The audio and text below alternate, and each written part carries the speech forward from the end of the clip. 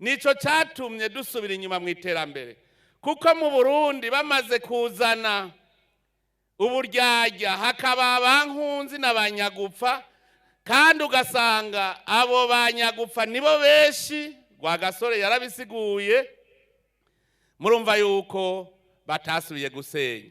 Ubu n'uwushenye asenyera iwe, ntazi yuko Uburundi ari wo mugozi duteza gusenyera ko, hanyuma bukaturamira twese. Ubwami butiyunze ntiburama, turabizi. Iyo abenegihugu batakivuga rumwe ntibashobora kubaka igihugu. Tugende turabire kuri ba sogokuruza ba kera, bamwe bubaka ikizu c'ikibaberi kubera bari bashize hamwe bavuga ururimi rumwe. Baragiye inama bavuga bati bagira bakora igitangaza, ahubwo bashaka kwigereka n'Imana kubera bavuga rumwe. Kugira bibananire kubaka, Imana yabayoberanije indimi. Natwe kugira tunanirwe kubaka igihugu cyacu, batuyoberanije indimi. Hajya ntimugire ngo bariko bakora ubusa.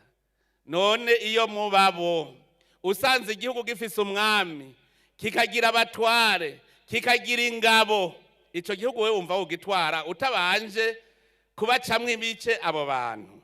Kuvangura amoko vyazanye kwibagira iki gihugu cacu, bituma haza kagatima ko kucanka, kuko umaze kwitwa umuhutu, umututsi n'umutwa, igihugu c'abarundi ucucibagira. Nico catumye haza uwo mutima. None ko twagarutse kuri wa muzi tukaba Barundi,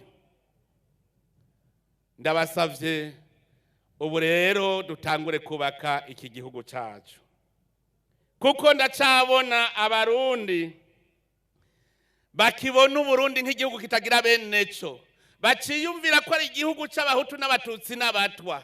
Abonagira ndababwire ko bari igihugu c'Abarundi, kandi uzohirahira ngo ashaka kugisambura tuzomugwanya twitwa Abarundi, kujya twagwanije Abadagi ngo ntibaducure bufuni na buhoro.